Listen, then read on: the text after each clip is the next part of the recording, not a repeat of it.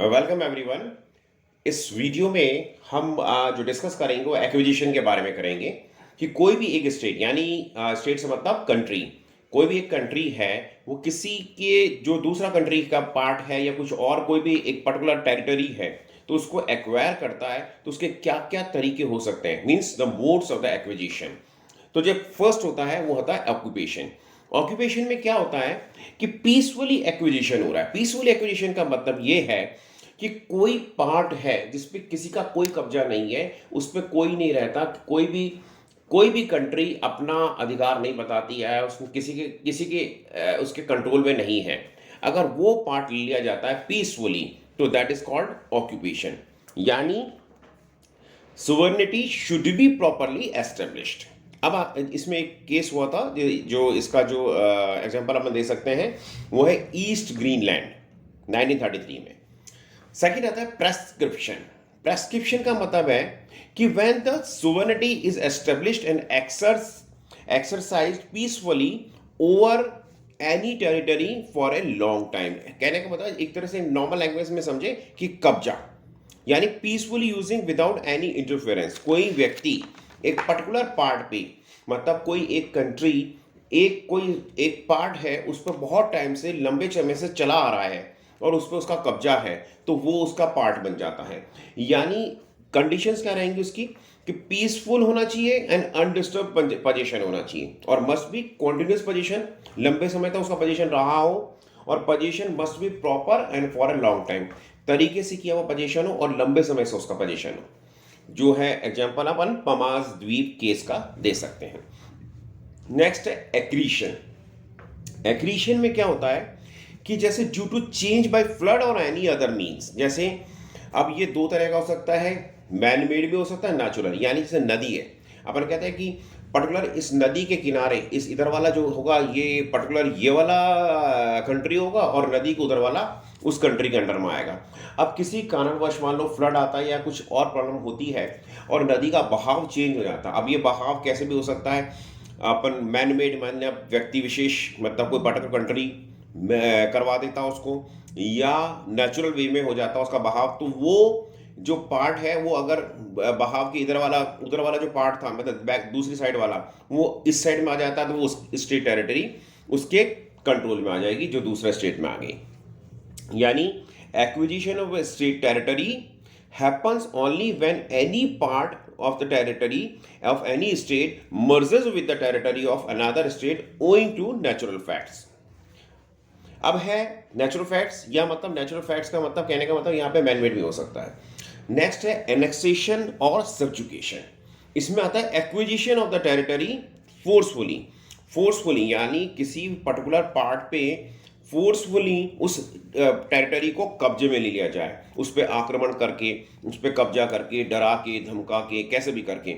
यानी कंडीशंस क्या है इसमें, to establish position, intention to make permanent position. अब ये होना चाहिए कि recognition to be given to the such position. इस जो यूएनओ के अंदर चार्टर पास हुआ था उसमें एनेक्सेशन का जो मोड है यूएनओ उसको परमिट नहीं करता है। इस बात का आप ध्यान रखिए, इसको मतलब नोट कर लीजिए। नेक्स्ट आता है सेशन, मतलब giving a part of the territory to another state by own will. यानी जैसे दो कंट्रीज हैं वो आपस में बैठ गए और उनके बीच में एग्रीमेंट हो गया, एग्जीक्यूट कर लिया उन्हें एग्रीमेंट को कि भाई ये वाला पार्ट मैं तेरे को दे रहा हूँ और आज के बाद में इस पे तेरा अधिकार रहेगा, तेरे नॉर्म्स चलेंगे, तेरा जो भी रूल्स एंड रेगुलेशंस चलेंगे, तुम इसको कंट्रोल करोगे। तो इसके अंदर जो दे रहा है यानी पार्ट जो कंट्री दे रही है, जो ले रही है वो एक्वायरिंग स्टेट कहलाएगी और जो दे रहा है वो सेटिंग स्टेट कहलाएगा। तो इसके अंदर क्या होता है, यानी सारे अधिकार जो उसके पास में थे वो सारे अधिकार उसको चले जाते हैं। इसका फेमस एग्जांपल या केस अपन कह सकते हैं री बेरूबेरी केस में। नेक्स्ट आता है लीज, यानी giving the part of the territory to one state to another state for a particular period. यानी हम मतलब एक स्टेट यानी कंट्री पर्टिकुलर टाइम के लिए पर्टिकुलर पार्ट उसको उपयोग में लेने के लिए दे रही कि ठीक है 5 साल 10 साल तक ये जो कंट्री है इसका ये जो पर्टिकुलर पार्ट है उसको आप यूज में ले सकते हो, इसमें अपना norms and rules and regulation चला सकते हो, तो वो कहलाता है लीज। यानी ट्रांसफर ऑफ वन आइलैंड, जैसा आप इसका एग्जांपल है कि माल्टा का जो एक आइलैंड है इंग्लैंड को दिया गया था।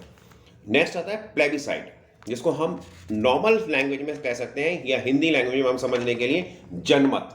जनमत मतलब in this method the people are asked to merge the territory. लोगों का जनमत कराया जाता है, लोगों से पूछा जाता है कि आप जो इस पर्टिकुलर पार्ट में आप रह रहे हो, आप कौन से कंट्री का पार्ट बनना चाहते हो, कौन से कंट्री के अधिकार क्षेत्र में आप जाना चाहते हो। जैसे अभी रिसेंटली अगर आपको ध्यान हो, अभी ब्रिटेन और स्कॉटलैंड के अंदर हुआ था। स्कॉटलैंड के लोगों से पूछा गया था कि आप ब्रिटेन में रहना चाहते हो या अलग होना चाहते हो। तो it is based on the self determination. Next आता है प्लेस। प्लेस का मतलब है acquisition of the territory in exchange of the wealth, यानी पैसा देकर के एक कंट्री ने पैसा दिया और दे दिया कि ये पैसा ले पकड़ो, और दूसरी एक कंट्री ने दे दिया पैसा और जिसने पैसा लिया उसने उस पर्टिकुलर पार्ट को छोड़ दिया अपना अधिकार क्षेत्र, यानी जिसने पैसा दिया है उसका अधिकार क्षेत्र अब उस पर्टिकुलर पार्ट पे हो गया। Means one state gives money to another state to acquire particular part of the territory. Example इसका अपन देखते हैं करिस्का आइलैंड 1768 का। एंड नेक्स्ट आता है अवार्ड। अवार्ड मतलब होता है acquisition of the territory by award, means through the awards of the international court, यानी इंटरनेशनल कोर्ट्स और ट्रिब्यूनल्स। यानी कोई भी केस चला या इंटरनेशनल कोर्ट के अंदर गया और वहाँ पे एक इंटरनेशनल कोर्ट ने डिसाइड किया, ट्रिब्यूनल ने डिसाइड किया, कमीशन ने डिसाइड किया कि ये वाला पार्ट इस कंट्री में रहेगा और ये वाला पार्ट उस कंट्री में रहेगा, तो उसको क्या। अच्छा, इसमें मैं एक और बात बताऊंगा कि जितने भी ये तरीके हैं एक्विजिशन के, इनमें सभी के अंदर किसी एक कंट्री का प्रॉफिट होगा और दूसरे कंट्री का लॉस होगा। यानी एक का लॉस होगा जब भी दूसरे का प्रॉफिट हुआ, या दूसरे का प्रॉफिट जब होगा जब एक का लॉस हुआ। लेकिन सिर्फ एक जो इसमें है मोड, वो वाला जो मोड है, यानी जो फर्स्ट हमने आपको एक्सप्लेन किया था, जो फर्स्ट मोड में कि जिसके अंदर ऑक्यूपेशन के अंदर किसी की मतलब प्रॉफिट तो हुआ लेकिन दूसरी वाली कंट्री का लॉस नहीं हुआ, क्योंकि उस पर्टिकुलर पार्ट पे किसी का अधिकार था ही नहीं, तो लॉस होने का सवाल ही पैदा नहीं होता।